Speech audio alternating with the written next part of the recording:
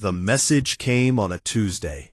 Every screen on every human ship, every colony station, and every communication device on Earth went dark for exactly 3 seconds. Then a face appeared. It was not a human face.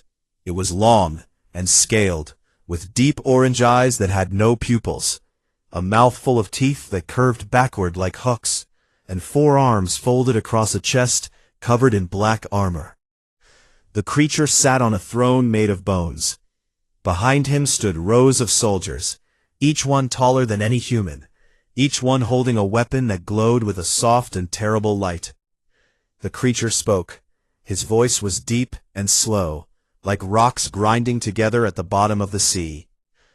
I am Grand Commander Rovik of the Helkari Dominion. I have broken 11 star systems. I have ended civilizations older than your sun. I have come for your worlds, your resources, and your obedience. You have 72 standard hours to surrender. If you do not, I will burn your species from the face of this galaxy, and no one will remember your name. The message ended. The screens returned to normal. Across the galaxy, other species watched with a mixture of pity and mild curiosity. Humanity was what the galactic community called a Class II civilization. They had barely left their own solar system. They had no energy shields. Their faster-than-light engines were borrowed technology, poorly understood and clumsily installed. The general feeling among the other species was simple. The humans were finished. It was sad, perhaps, but it was the way of things. The strong ate the weak. That was the oldest law of the universe. On the bridge of the United Earth starship Baekdu, Captain Minji stood with her hands behind her back and watched the recording play for the second time. She was a short woman with a sharp jaw and eyes that gave away nothing. She had served in 3 border conflicts and 2 pirate campaigns. She had buried friends on moons that did not have names. She did not flinch when the recording played. She did not flinch when it ended. The bridge was silent. Officers looked at each other. Some looked at the floor. The weight of the message pressed down on the room like a physical thing. Then, from the back of the mess hall, where the broadcast had been piped through the ship's speakers, someone laughed. It was not a nervous laugh.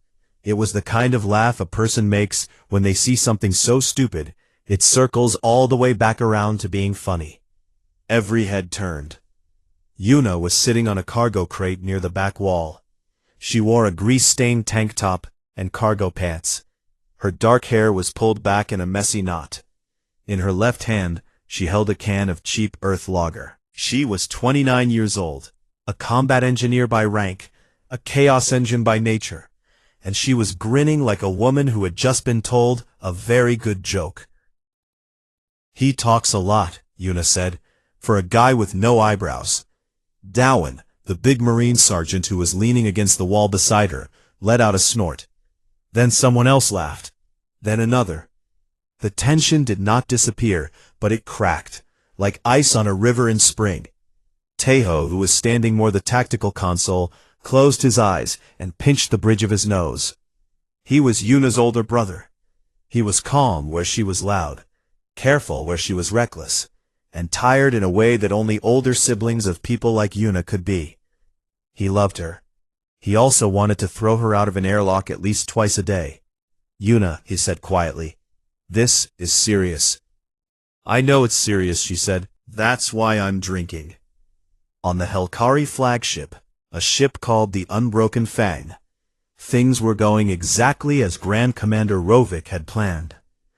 His fleet was in position. His soldiers were ready. His speech had been broadcast across all known channels. He sat on his throne and waited for the humans to beg. His sub-commander, a lean and careful officer named Pelin, approached the throne with a data tablet in his hands and worry in his eyes. Pelin had spent the last 6 months studying the intelligence reports on humans. He had read them twice. He had not slept well since. Grand Commander, Pelin said, I have prepared a more detailed briefing on the human species. There are some things I believe you should know. Rovik waved one of his four hands. Speak. Pelin took a breath. They are biologically resilient. They can survive injuries that would kill most known species. They heal quickly. They can function without sleep for extended periods. They consume chemical irritants for pleasure. They have a history of constant internal warfare spanning their entire recorded existence. They fight among themselves, Rovik said. This is weakness. Pelin hesitated. With respect, Commander, I believe it means they have been practicing. Rovik stared at him. Pelin felt very small. They are a Class 2 species, said Rovik. They have no shields, no proper fleet, no experience in galactic war. They will break. They always break. He turned away. Prepare the invasion force. Pelin swallowed. He wanted to say more. He wanted to tell Rovik about the human who climbed the tallest mountain on Earth and did it with no oxygen supply, or the human who survived alone on a raft in the ocean for over a year, or the fact that humans had once strapped themselves to a controlled explosion just to reach their own moon. But he did not say these things. He bowed and left the bridge.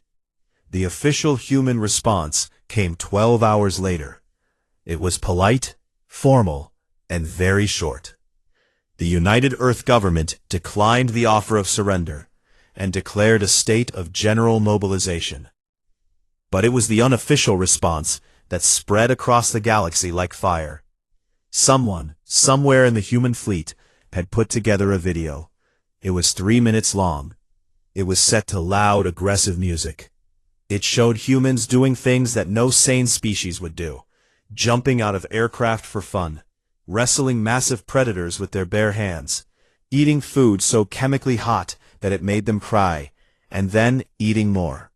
Running toward danger instead of away from it, laughing while bleeding, dancing on the edge of volcanoes, building machines designed only to go faster than any machine should go, and then climbing inside them.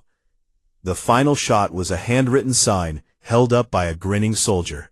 It read, "Come and take it." The video reached 14 billion views in 6 hours. The galactic community stopped laughing at humanity. Some species began to feel something new. It was not admiration exactly. It was closer to the feeling you get when you realize the small animal backed into the corner is not scared. It is angry, and it has teeth. Back on the Bekdu, Captain Minji called for volunteers for a forward recon mission into Helkari-controlled space. It was dangerous. The chances of coming back were not good.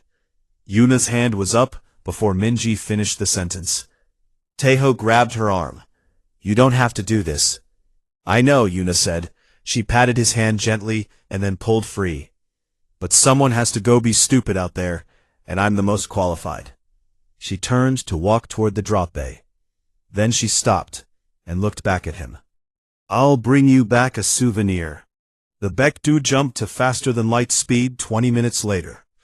The stars stretched into long white lines, and then vanished into the swirling blue nothing of FTL space. In the drop bay, surrounded by weapons crates and sleeping Marines, Yuna sat on the floor with her back against the wall. She cracked open a fresh beer, took a long sip, and stared into the void. She was not afraid. She was something worse. The signal left Yuna's device at the speed of light, bounced through 17 encrypted relay points, and reached every human outpost, embassy, colony, station, ship, and operative in the galaxy within 6 hours. The message was 4 words long. All treaties are void. There was no explanation attached. None was needed. Every human who received the message knew exactly what it meant. They had been briefed. They had been prepared. Some of them had been waiting for years. The galaxy did not notice at first. That was the point. For 42 years, humanity had done something that no other species in the Galactic Council had ever bothered to do. They had made themselves useful. Not powerful, not feared, not respected, just useful. And they had done it so quietly, so consistently, and so thoroughly that the rest of the galaxy had stopped noticing they were doing it at all. It started with the communication relays. The galaxy's long-range communication network was a web of 10,000 relay stations spread across every major sector. These stations carried messages, trade data, navigation signals, and emergency broadcasts between worlds that were sometimes thousands of light years apart. Without them, the galaxy went deaf and blind. 60% of those relay stations were maintained by human engineers. The job was boring. It was lonely. It required living on tiny stations in the middle of empty space for months at a time, doing nothing but checking circuits and replacing parts. No other species wanted to do it. The Rithon considered it beneath them. The Andari did not have the patience. The smaller species could not afford to train the engineers. So humans did it, decade after decade, until the galaxy simply assumed that the relays would always work, the same way a person assumes that the sun will always rise. Within 24 hours of the signal, every human engineer on every relay station packed their tools, sealed the maintenance hatches, boarded their shuttles, and left. They did not sabotage anything. They did not break a single wire. They simply left. And because the relay stations had been designed to be maintained regularly, and because no one else knew how to maintain them, the stations began to fail. One by one, slowly at first, then faster. The communications were just the beginning. Human logistics companies handled the primary shipping routes for medical supplies, food preservation technology, and refined fuel across 9 galactic sectors. These were not glamorous routes. They were the long, dangerous, unprofitable runs through unstable space that no other species wanted to fly. Humans flew them because humans had a strange habit of going where no one else would go and doing what no one else would do. The Andari medical stations depended on these supply runs. 3 species in the outer sectors depended on human food preservation technology to keep their harvests from rotting before they could be distributed. The human ships turned around, every single one of them. They did not make announcements. They did not file departure notices. They simply changed course and headed for Earth-controlled space. Within 48 hours, the shipping lanes were empty. Then the banking systems. The Galactic Banking Consortium processed trillions of transactions every day. The firewalls and encryption protocols that kept those transactions secure had been designed, installed, and maintained by human cybersecurity firms. It was technical work that required a level of attention to detail that most species found exhausting. Humans did it well because humans were stubborn, careful, and slightly paranoid. These were qualities that the galaxy had once mocked. Now those qualities were the only thing standing between the galactic economy and total chaos. The human cybersecurity teams terminated their contracts. They did not delete anything. They did not plant any viruses. They simply withdrew their access and walked away. The firewalls remained in place, but without active maintenance, they began to develop gaps. Small gaps at first. But in cybersecurity, a small gap was like a small hole in a dam. It would not stay small for long. 3 banking worlds experienced transaction freezes within the first day. By the second day, the number had risen to 11. Then the translation software. Every council communication device in the galaxy ran on human-designed translation software. It was the program that allowed a Rithan to speak to an Andari, that allowed a Phaeloran to read a trade contract written in a language from the other side of the galaxy. The software was licensed to the Council under treaty. When the treaties were voided, the licenses expired. The software did not crash. It simply stopped updating. And without updates, it began to drift. Translations became slightly wrong, then more wrong, then dangerously wrong. A trade negotiation between 2 minor species nearly collapsed because the word for offer was translated as insult. And then there was the food. 3 species in the galaxy owed their survival to human agricultural science. Earth's soil regeneration techniques had turned barren worlds into farmland. Human biologists had engineered crop strains that could grow in alien soil under alien suns. This technology was shared under treaty, maintained by human agricultural teams who lived on those worlds and worked alongside local farmers. When the treaties were voided, the teams left. They took their proprietary seed stock with them. They took their soil treatment formulas. They took their knowledge.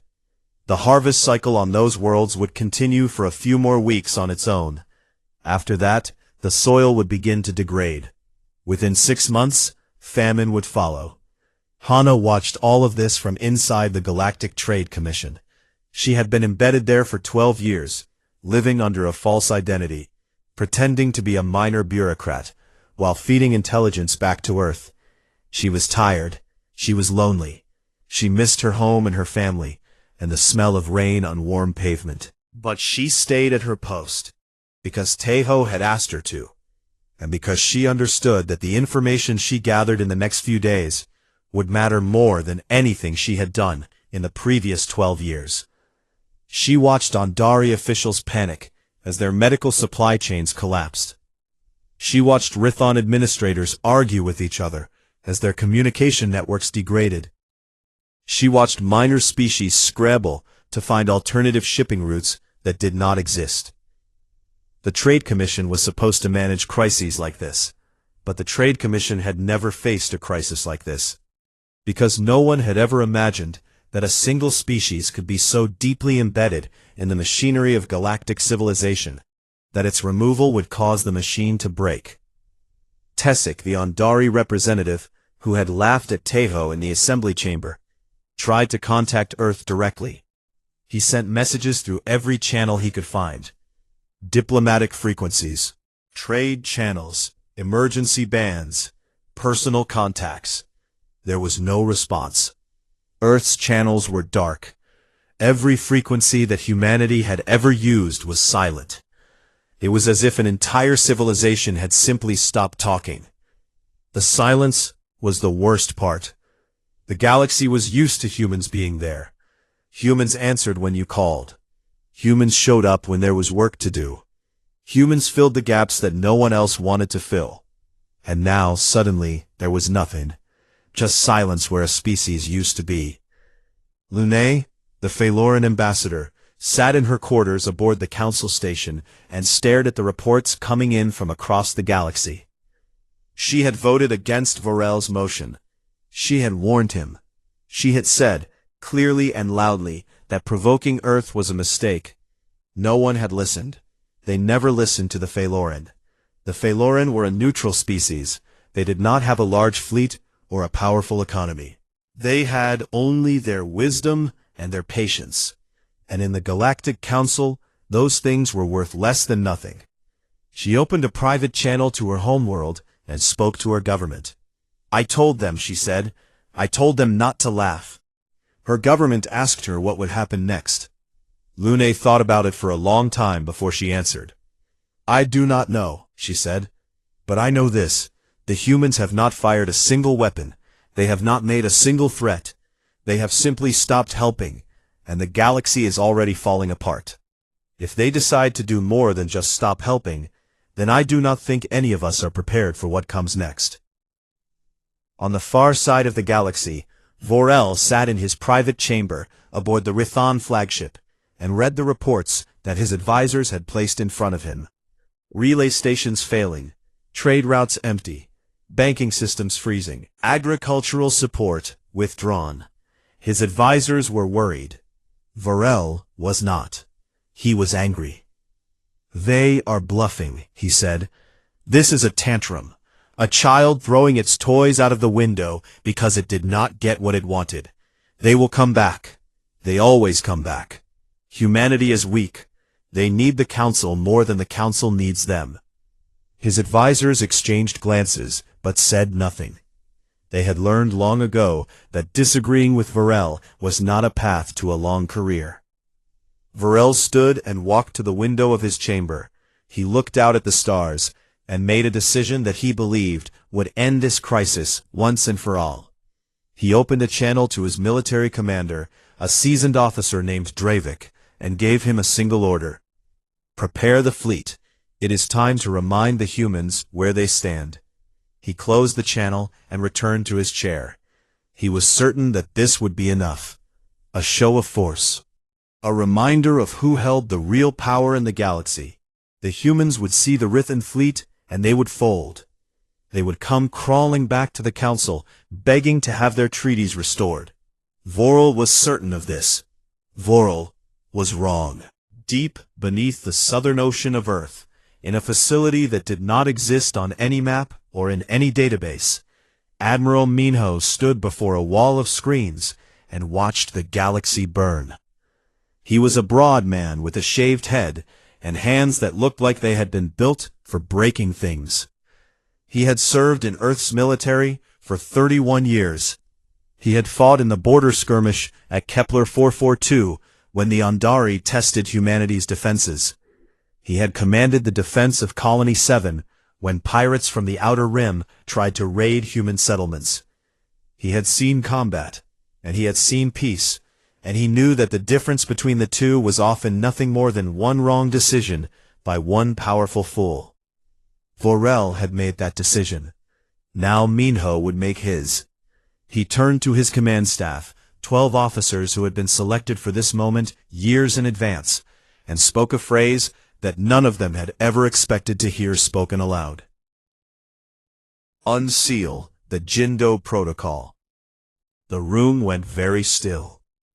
The Jindo Protocol was the most closely guarded secret in human history. It was named after the island off the southern coast of Korea, a place known for its loyal dogs that never abandoned their masters.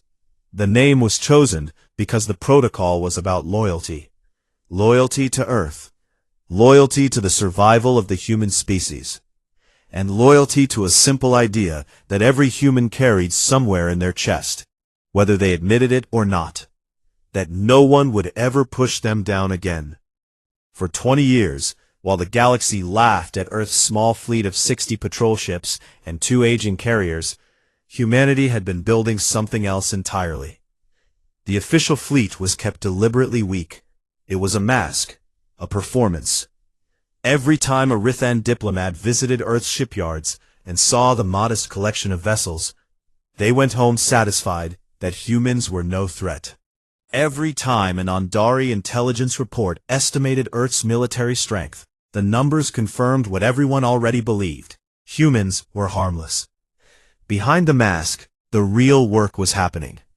In the asteroid belt between Mars and Jupiter, inside hollowed-out rocks that had been converted into shipyards, human engineers worked in 3 shifts around the clock. Beneath the surface of the moon, in caverns that were invisible to orbital scans, assembly lines produced weapon systems that the galaxy had never seen. Beyond Neptune, in the cold darkness where no one ever looked, the largest ships in the fleet were constructed piece by piece over years of patient, silent labor. They called it the Deep Fleet. 400 capital ships, 2,000 escort vessels, 10,000 autonomous drone carriers.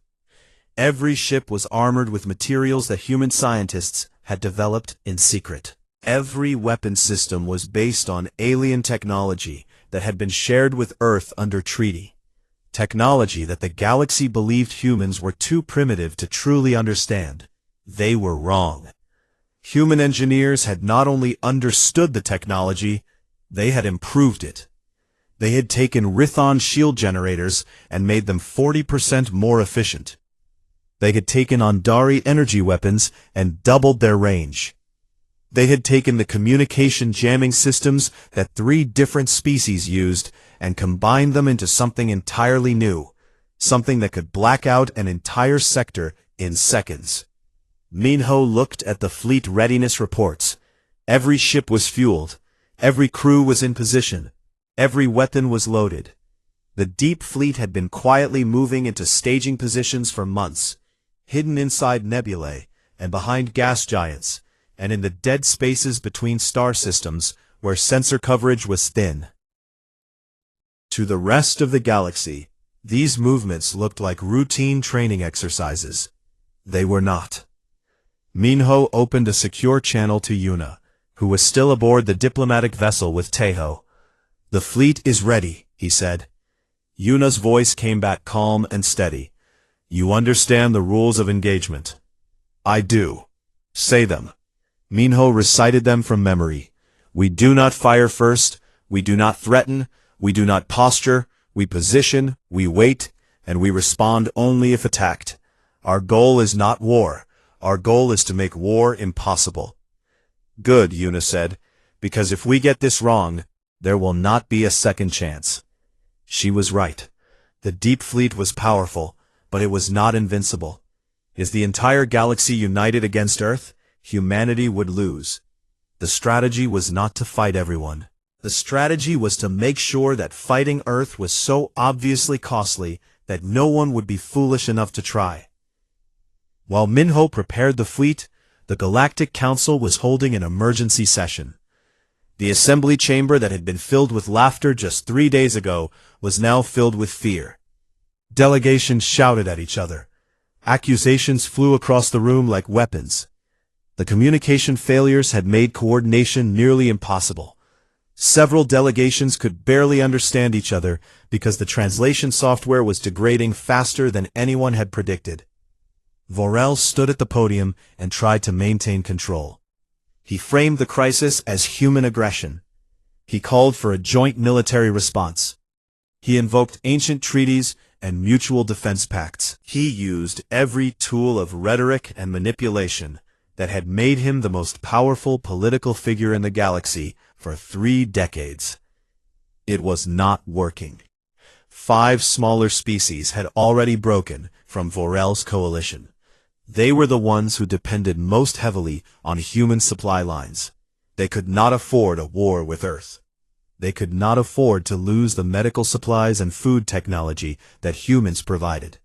Their representatives stood up, one by one, and announced their withdrawal from any military action against humanity. Then Tessic made his move. The Ondari representative had spent the past 3 days watching his species' economy crumble. Ondari medical stations were rationing supplies. Ondari trade networks were in chaos. The price-fixing scheme that had stolen trillions from Earth was now public knowledge, and the political backlash within the Ondari collective was threatening to bring down the entire government. He had always been a survivor, and he knew that when the ship was sinking, the smart move was to start blaming the captain. He leaked everything. Every private communication between himself and Vorel, every secret agreement to exploit Earth's trade routes, every backroom deal to keep humanity out of the Inner Council. He sent it all to the galactic press through anonymous channels, and within hours, the story was everywhere. The leak was devastating.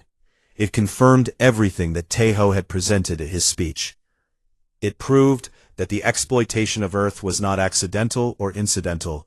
It was deliberate. It was planned. It was policy. And Vorel had been at the center of it. The assembly chamber erupted. Delegates who had voted for Vorel's motion 3 days ago now scrambled to distance themselves from him. Some demanded his resignation. Others called for an investigation.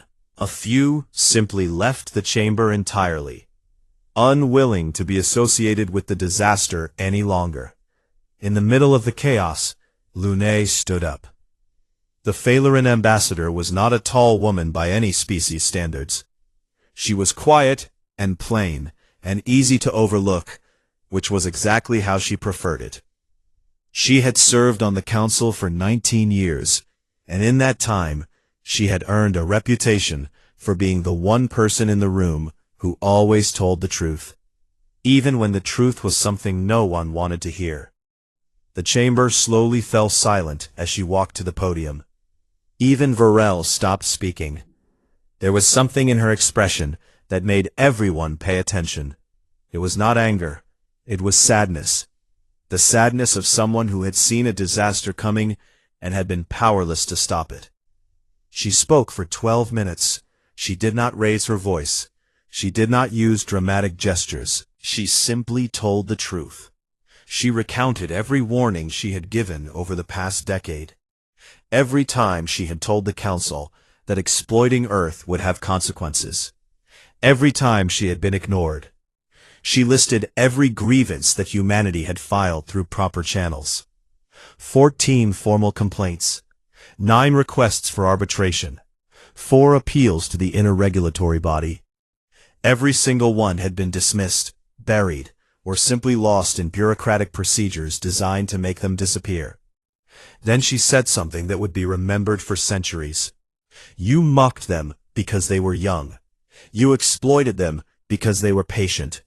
And now you are afraid because you have finally realized the truth. She paused and looked around the chamber, meeting the eyes of every delegate who had laughed at Tejo.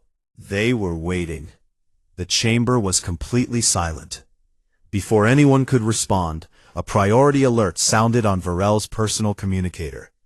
It was Dravik, his military commander, who had been leading the Rethon fleet toward human-controlled space for the past 2 days.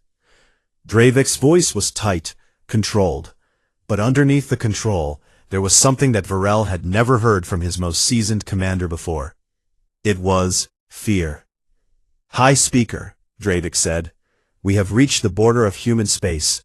Our long-range sensors are detecting a fleet. Yes, Varel said impatiently. They're patrol ships. We expected this. No, High Speaker, not patrol ships. Dravik paused. The silence stretched.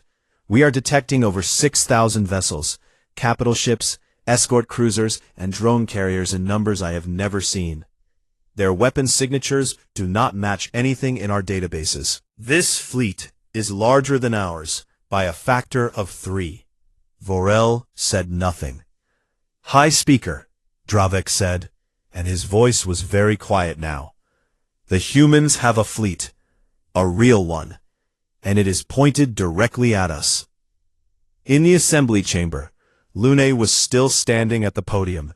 She had heard the alert. She had seen the color drain from Varel's face. She looked at the delegates around the room, all of whom were now staring at their own communicators as the news spread, and she said one final thing before stepping down. I suggest you start listening. 2 million kilometers of empty space separated the Rithon fleet from the human deep fleet. And in that emptiness, the fate of the galaxy hung like a thread over a fire. Dravik stood on the bridge of his flagship, the Eternal Dominion, and stared at the tactical display. He had been a military commander for 40 years. He had fought in 9 campaigns. He had destroyed pirate armadas and crushed rebellions, and once held a defensive line against 3 enemy fleets simultaneously for 16 hours until reinforcements arrived. He was not a man who frightened easily. But the display in front of him was not something he had ever been trained for. The human fleet filled his sensor screens from edge to edge. Capital ships the size of cities. Escort cruisers moving in formations so precise that they looked like living things. And the drone carriers, thousands of them, each one capable of launching hundreds of autonomous attack drones that could swarm an enemy ship and tear it apart in minutes. His tactical officer had run the numbers 3 times. The result was the same each time. If the Rithon fleet engaged the human fleet, the battle would last approximately 9 minutes. The Rithon would not survive it. Dravik had reported this to Vorel. Vorel had not responded. On the other side of that 2 million kilometers of void, the UEDC flagship Baekdu held its position at the center of the human formation. The Baekdu was the crown of the Deep Fleet, a ship so large that it had its own gravity and its own weather system inside its main hangar. It had been built over 7 years in a hollowed-out asteroid beyond Neptune, and it was the single most powerful warship ever constructed by any species in the galaxy. Its main cannon could punch through a planetary shield. Its defensive systems could absorb fire from an entire fleet. And its crew of 12,000 had been training for this moment for longer than most of them wanted to admit. Admiral Minho stood on the bridge, with his hands clasped behind his back. He was watching the same tactical display that Dravik was watching, but from the other side. The Rithon fleet looked small on his screens, not weak. Dravik's ships were well built and well commanded, but small. like a man with a knife standing in front of a man with a cannon. Minho turned to his crew and gave his standing order. His voice was calm, the way a mountain is calm. No one fires unless fired upon. If a single Rithon weapon activates, we end this in 9 minutes. Until then, we wait. We are patient. Patience is what brought us here, and patience is what will bring us home. Doha, the young communications officer, sat at his station and tried to keep his hands from shaking. He had grown up in Busan, on the southern coast of Korea, where the sea was rough and the fishermen were tougher. His mother had wanted him to be a teacher. His father had wanted him to be a doctor. He had wanted to see the stars. So here he was, sitting at the communications console of the most powerful warship in the galaxy, monitoring every frequency in existence, and trying very hard not to think about what would happen if someone on either side made a mistake. He watched his screens. Every channel was silent. The Rithon were not talking. The humans were not talking. 2 fleets facing each other across a void, and not a single word between them. The silence was louder than any weapon. Back on the council station, Vorel was learning what it felt like to lose. 5 member species had formally withdrawn from his coalition. 2 more had announced that they were leaving the Galactic Council entirely, stating that they could not be part of an organization that had treated a member species the way Earth had been treated. Tessik's leaked communications had destroyed what remained of Vorel's moral authority. Delegates who had been his allies for decades were now refusing to take his calls. His advisors urged him to negotiate. His military commanders told him that a fight with the human fleet was not winnable. His intelligence services admitted that they had completely failed to detect the existence of the Deep Fleet. Everyone around him was telling him the same thing. It was over. Vorel refused to accept it. He had ruled the Council for 30 years. He had shaped galactic policy to benefit the Rithan Dominion at the expense of everyone else, and he had done it so skillfully that most species had not even realized it was happening. He was the most powerful individual in the galaxy. He could not lose to a species that had been spacefaring for less than a century. And then Teho broke the silence. The transmission came not through diplomatic channels. It came through every channel simultaneously. Every frequency, every band, every system in the galaxy that was still functioning received the same message at the same time. It was addressed not to Vorel, not to the Council, but to every species, every world, every individual in the galaxy. It was Teho's voice, calm, clear, steady. The same voice that had presented evidence in the assembly chamber. The same voice that had said, received and understood, before walking out. The message began with a simple accounting. Every treaty Earth had signed. Every obligation Earth had fulfilled. Every payment Earth had made. Every service Earth had provided. 42 years of good faith laid out in plain language that anyone could understand. Then it listed every violation committed against Earth. Every stolen resource. Every blocked trade route. Every denied application. Every ignored complaint. Every buried grievance. The dates, the numbers, the names. All of it, presented without emotion, without anger, without any desire for sympathy. Just facts. Cold, clean, undeniable facts. Then Teho read Earth's terms. First, full recognition of Earth as a sovereign equal with a permanent seat on the Inner Council. Not a request, a requirement. Second, reparations for 42 years of economic exploitation, the amount to be determined by an independent auditor agreed upon by both parties. Third, a new treaty framework with independent enforcement mechanisms that no single species could override or ignore. Fourth, a formal, public apology from the Galactic Council to be read by High Speaker Vorel himself. Fifth, if these terms were not accepted within 48 hours, Earth would permanently withdraw from galactic society. not as a negotiating tactic, not as a bluff, a real, complete, and irreversible departure. Humanity would take its engineers, its ships, its technology, its agricultural science, its cybersecurity, its translation software, and its people, and it would go home. The galaxy would be welcome to maintain its own communication relays, operate its own shipping routes, secure its own banking systems, and feed its own hungry. Teiho's exact words were these: "We wish you the best of luck." The message ended. Across the galaxy, trillions of beings heard it, and for the first time, they truly understood what humanity was. Not the young species that Vorel had described, not the busy workers who maintained the relays and flew the shipping routes. Humanity was the foundation, the invisible structure that held everything up, and they had just offered to remove themselves from underneath it. The message was not a threat of war. That was what made it so devastating. A threat of war could be met with a counter-threat. A show of force could be matched with a bigger show of force. But a promise of absence? How do you fight someone who is not attacking you? How do you defeat someone who is simply leaving? Inside the Trade Commission, Hana compiled her final intelligence report. She had access to the Council's internal economic projections, and the numbers were catastrophic. Without human infrastructure support, 11 species would face economic collapse within 2 years. 3 species would face famine within 6 months.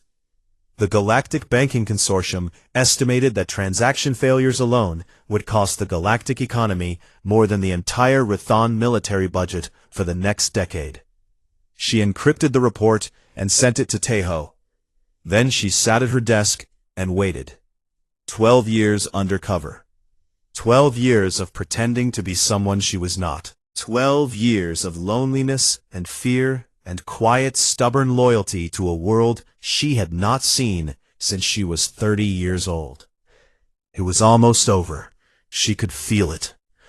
Lune contacted Teiho through a private channel that only the two of them knew about.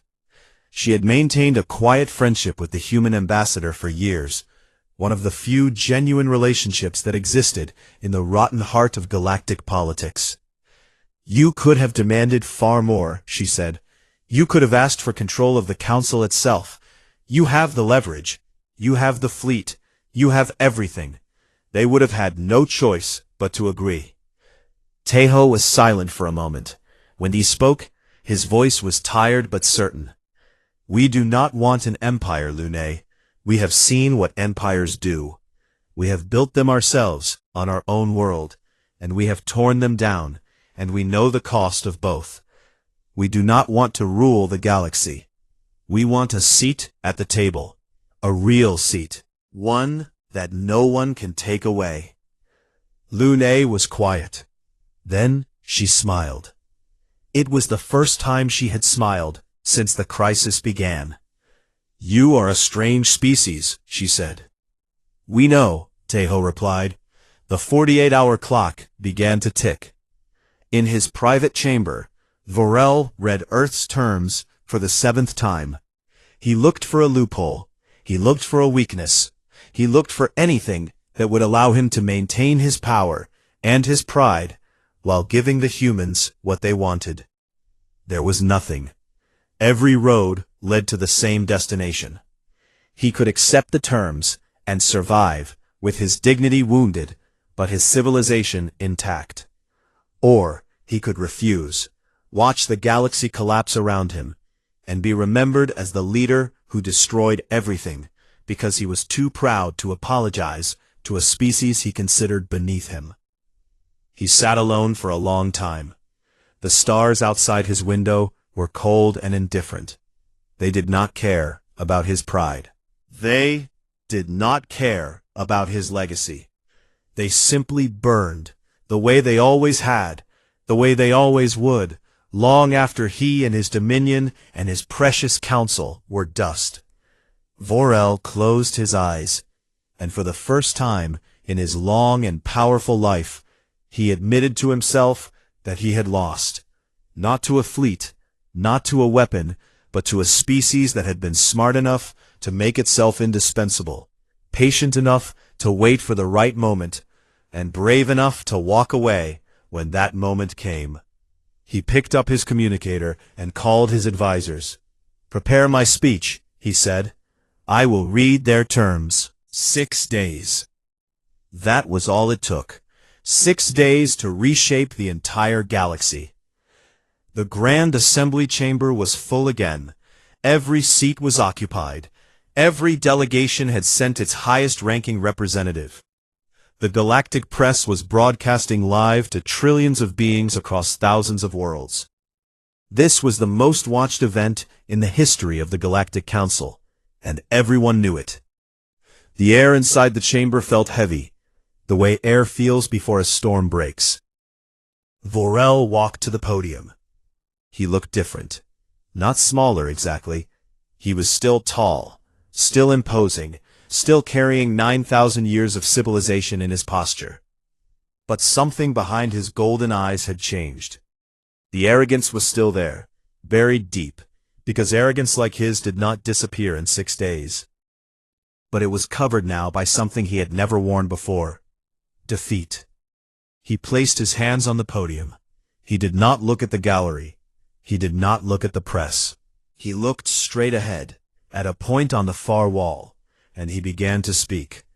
"The Galactic Council acknowledges that it has failed in its obligations to Earth and to the human species," he said. His voice was steady. He had practiced this.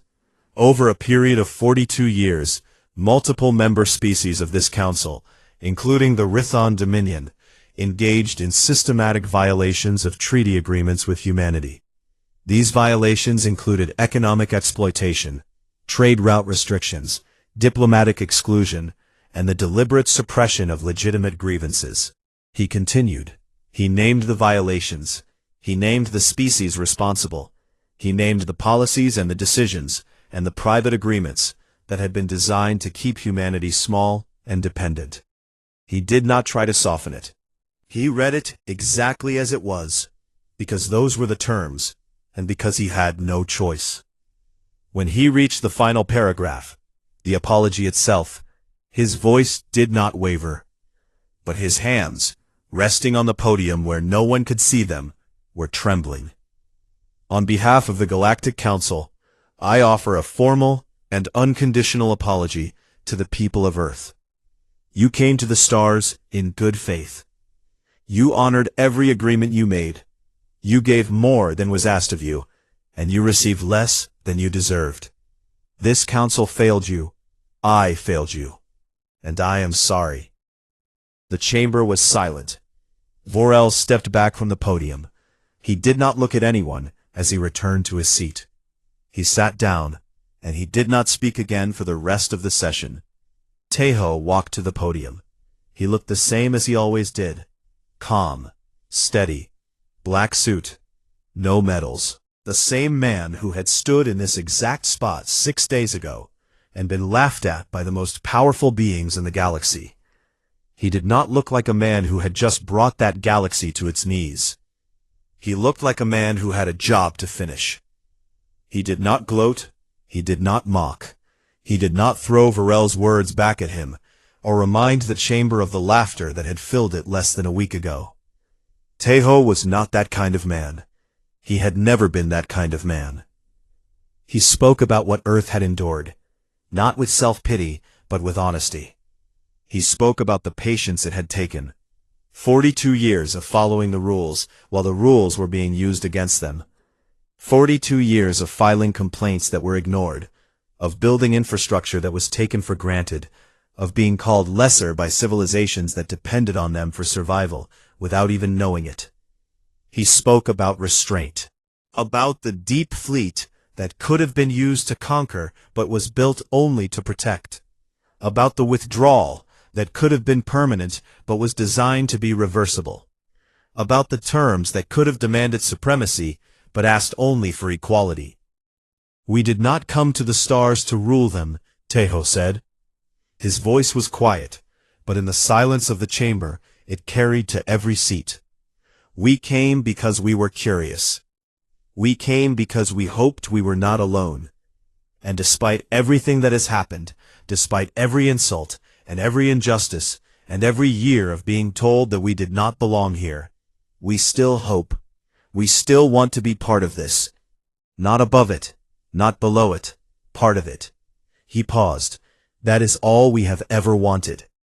The new treaty framework was signed that afternoon. Earth received its permanent seat on the Inner Council. Yuna, who had designed Operation Blackout and spent the past 6 days managing the most complex diplomatic crisis in galactic history on 3 hours of sleep per night, was appointed as Earth's first permanent Inner Council delegate. She took her seat and immediately began working.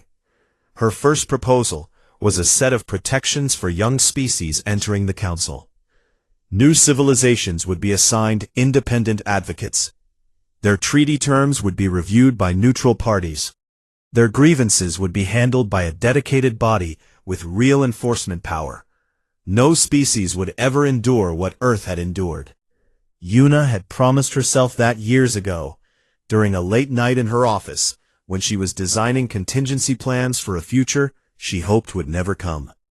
Now that it had come, and now that Earth had survived it, she intended to keep that promise.